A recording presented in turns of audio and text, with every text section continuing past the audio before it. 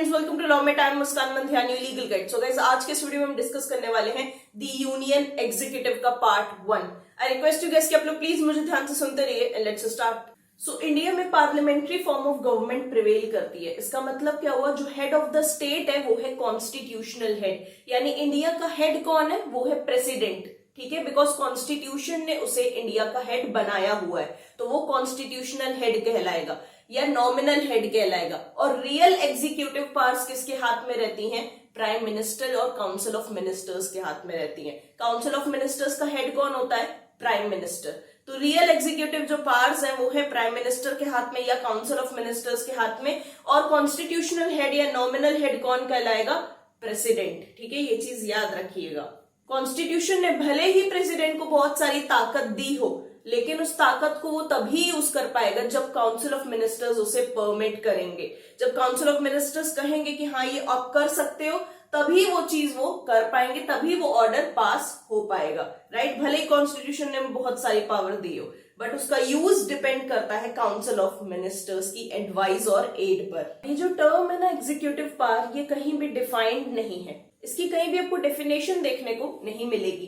Ram Jawaya Kapur versus state of Punjab के केस में सुप्रीम कोर्ट को भी बहुत ज्यादा डिफिकल्ट लगा एग्जीक्यूटिव पावर को डिफाइन करना। तो उन्होंने कहा कि जब लेजिस्लेटिव पावर्स और जुडिशियल पावर्स को हम हटा देंगे तो जो भी पावर्स बचेंगे वो कहलाएंगे आपके एग्जीक्यूटिव पावर्स। ठीक है, ये इस केस में सुप्रीम कोर्ट ने कहा था। जल्दी से हम डिस्कस कर लेते हैं कि प्रेसिडेंट की क्वालिफिकेशंस क्या होनी चाहिए। पहला है वो इंडिया के सिटीजन होने चाहिए। दूसरा है उन्होंने 35 इयर्स ऑफ एज कंप्लीट कर ली होनी चाहिए। ठीक है, और वो हाउस ऑफ पीपल यानी लोकसभा के इलेक्शन में बैठने के लिए क्वालिफाइड होने चाहिए। उसका मेंबर बनने के लिए वो इंसान क्वालिफाइड होना चाहिए। ठीक है, फिर no office of profit is held by him, वो कोई भी ऑफिस ऑफ प्रॉफिट नहीं होल्ड कर सकते under the government of India. So अब हम बहुत इंपॉर्टेंट चीज डिस्कस करने जा रहे हैं, that is election of president of India. इनको इलेक्ट करेगा इलेक्टोरल कॉलेज, और ये चीज दी हुई है आर्टिकल 54 में।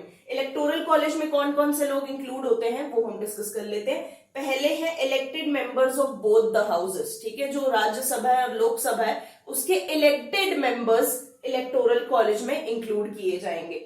फिर है elected members of legislative assemblies of each state, उनके मेंबर्स इंक्लूड किए जाएंगे। ध्यान रखिएगा, इलेक्टेड मेंबर्स की बात हो रही है, नॉमिनल मेंबर्स की बात नहीं हो रही है।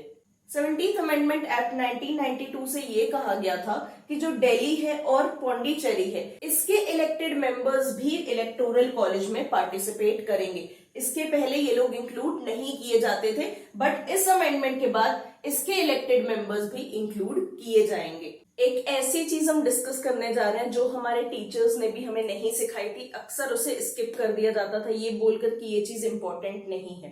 राइट, वो चीज आज हम डिस्कस करने जा रहे हैं। दैट इज एक फॉर्मूला है जो प्रेसिडेंट के इलेक्शन में यूज होता है, जिससे हमें पता चलता है कि कितने वोट्स मिलेंगे हर एक कैंडिडेट को। ठीक है, या कितने वोट्स ऑल टुगेदर पड़े प्रेसिडेंट्स इलेक्शन में, क्योंकि प्रेसिडेंट का इलेक्शन इनडायरेक्ट होता है। राइट, तो हम ये फॉर्मूला समझने वाले हैं, value of vote for MLA और एमपी। ठीक है, हर एमएलए जो वोट करेगा उसके वोट की वैल्यू क्या होने वाली है वो हम कैलकुलेट करने वाले हैं।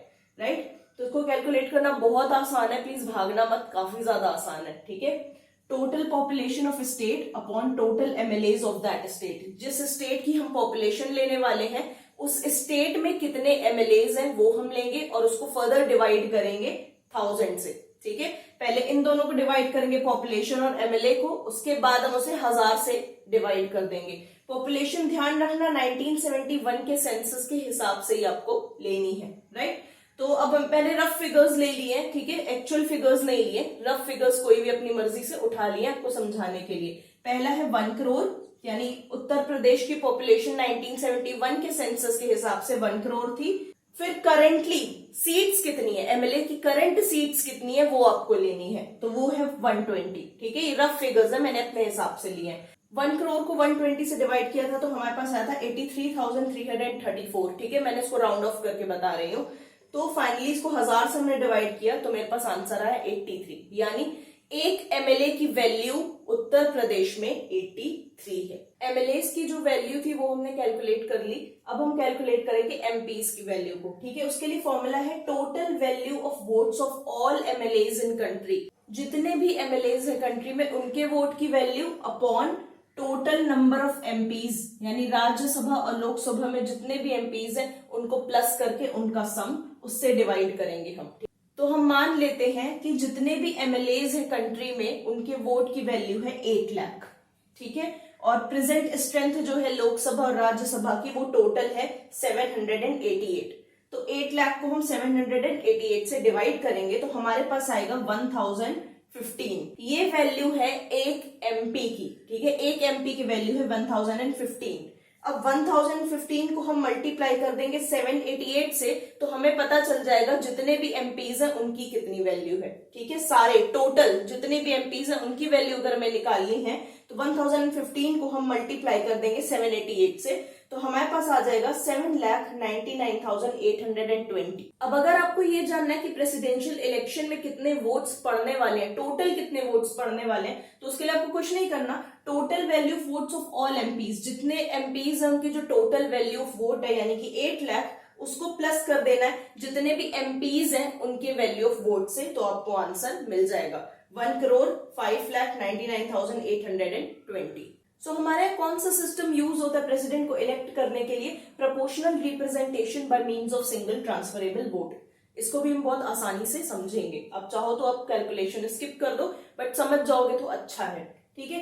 देखो हर एमपी और एमएलए वही वोटर्स होते हैं, वही इलेक्ट करते हैं प्रेसिडेंट को, वो लोग अपना प्रेफरेंस देते हैं हर कैंडिडेट को, ठीक है। फॉर एग्जाम्पल हमारे पास 4 कैंडिडेट हैं ABCD, तो अब इनको वो लोग प्रेफरेंस देंगे, जैसे कि B को मैंने फर्स्ट प्रेफरेंस पर रखा, A को थर्ड प्रेफरेंस पर रखा, C को फोर्थ प्रेफरेंस पर रखा और D को सेकेंड प्रेफरेंस पर रखा, राइट। ये मैंने अपने प्रेफरेंसेस दिए हैं।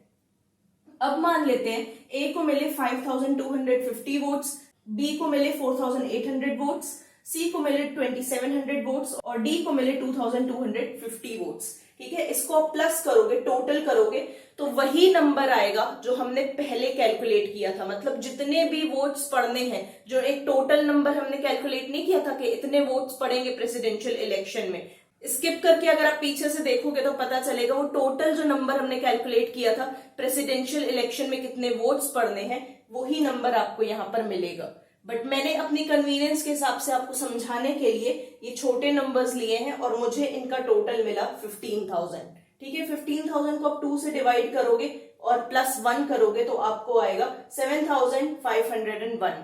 मतलब अगर किसी को प्रेसिडेंट बनना है, अगर किसी कैंडिडेट को इनमें से प्रेसिडेंट बनना है तो उसको इतने वोट्स सिक्योर करने होंगे, इतने वोट्स उसे चाहिए होंगे। अब ये मत सोचिएगा जिस कैंडिडेट को सबसे ज्यादा फर्स्ट प्रेफरेंस मिला वही कैंडिडेट प्रेसिडेंट बनेगा, ऐसा नहीं होता है। सो मान लेते हैं कैंडिडेट्स ने अपना फर्स्ट प्रेफरेंस डी को रखा था, ठीक है, और इससे मिले सबसे लोएस्ट वोट्स 2,250, ठीक है, तो ये हो जाएगा एलिमिनेट। अब ये एलिमिनेट होगा तो इसके जो वोट्स है ना वो इन तीनों में डिस्ट्रीब्यूट हो जाएंगे, यानी ABC में डिस्ट्रीब्यूट हो जाएंगे।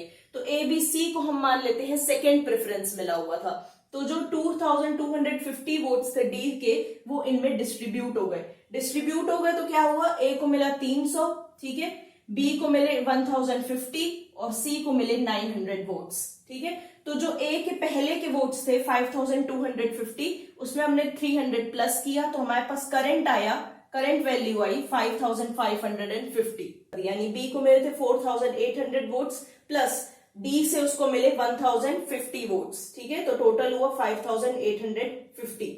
C का था 2,700 वोट्स पहले के, D से उसे मिले 900 वोट्स, टोटल हुआ 3,600। तो अब यहाँ पर सबसे कम वोट है C के। यही प्रोसेस हम C के साथ भी रिपीट करेंगे, C के वोट्स A और B में डिस्ट्रीब्यूट हो जाएंगे और आखिरी में जिसको वो नंबर मिल जाएगा जो हमने स्टार्टिंग में डिस्कस किया था वही हमारा प्रेसिडेंट बनेगा। सो प्रेसिडेंट अपने ऑफिस में जाने से पहले ओथ लेते हैं जो कि दी हुई है आर्टिकल 60 में कॉन्स्टिट्यूशन के। किसकी प्रेजेंस में ओथ लेनी होगी? चीफ जस्टिस ऑफ इंडिया की प्रेजेंस में ओथ लेनी होगी। चीफ जस्टिस ऑफ इंडिया अगर प्रेजेंट नहीं है तो सीनियर मोस्ट जज ऑफ द सुप्रीम कोर्ट के प्रेजेंस में ओथ लेनी होगी, ठीक है।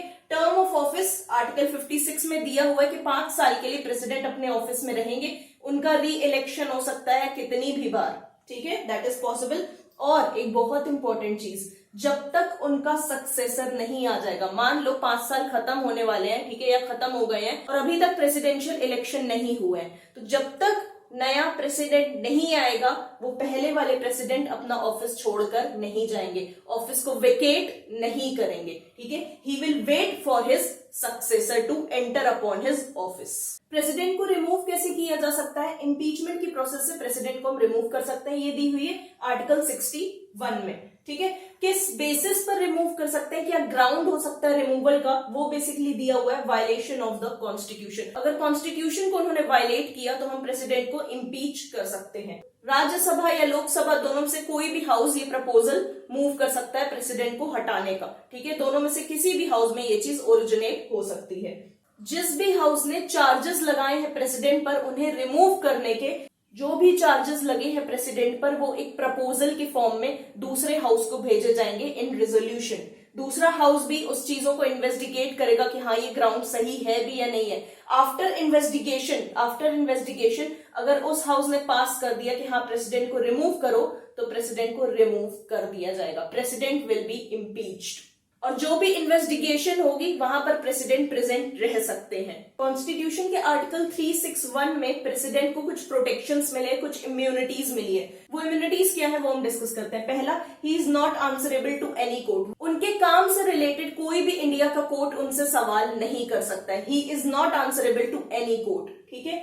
फिर दूसरा है नो क्रिमिनल प्रोसीडिंग्स। उनके अगेंस्ट आप क्रिमिनल प्रोसीडिंग्स स्टार्ट नहीं कर सकते हो जब तक वो अपने ऑफिस में है।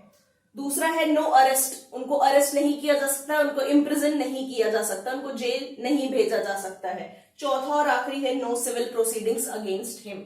किसी भी तरीके की सिविल प्रोसीडिंग्स भी उनके अगेंस्ट नहीं चलाई जा सकती हैं। फाइनली हमने जो भी पढ़ा है हम उसको बहुत क्विकली समराइज करने वाले हैं। पहला है हमारे पार्लियामेंट्री फॉर्म ऑफ गवर्नमेंट होती है, जहां पे किसकी चलती है, रियल हेड की चलती है और नॉमिनल हेड की बिल्कुल भी नहीं चलती है, ठीक है। काउंसिल ऑफ मिनिस्टर्स से पूछ कर ही करना होगा प्रेसिडेंट को जो भी करना है, राइट। फिर आती है क्वालिफिकेशंस ऑफ प्रेसिडेंट। इंडिया के सिटीजन होने चाहिए, 35 ईयर्स ऑफ एज अटेन कर ली होनी चाहिए, लोकसभा में वो इलेक्ट होने के लिए क्वालिफाइड होने चाहिए। सिर्फ elected representative of both the houses and elected representatives of state legislative assemblies he president को इलेक्ट करेंगे। फिर mode of voting, proportional representation system हमारे यहाँ चलता है। ओथ कौन दिलवा सकता है, सीजीआई। अगर सीजीआई नहीं है तो सीनियर मोस्ट जज ऑफ द सुप्रीम कोर्ट। फिर टर्म ऑफ ऑफिस 5 साल है, लेकिन जब तक उनका सक्सेसर नहीं आ जाता है तब तक वो अपने ऑफिस से हिलेंगे तक नहीं। मेरे सभी वीडियोस के नोट्स आपको हमारे Telegram channel law mate you legal guide पर मिल जाएंगे, लिंक डिस्क्रिप्शन में आप चेकआउट कर सकते हैं। पर्सनली अगर आप मुझसे बात करना चाहते हैं तो लॉ पीप्स मेरी इंस्टा आईडी है, उसका भी लिंक डिस्क्रिप्शन में, वहां पर आकर मुझसे बात कर सकते हैं। लॉ के किसी और इंपॉर्टेंट टॉपिक्स पर वीडियो चाहते हैं, कॉलेज से रिलेटेड, स्टडीज से रिलेटेड, तो प्लीज कमेंट सेक्शन में जरूर बता दीजिएगा। और इस चैनल पर आगे बहुत इंपॉर्टेंट वीडियोस आने वाले हैं, तो प्लीज शेयर कर दीजिए और सब्सक्राइब जरूर कर लीजिएगा चैनल को। So thank you so much for watching this video friends, and we'll meet soon in the next video. Good luck.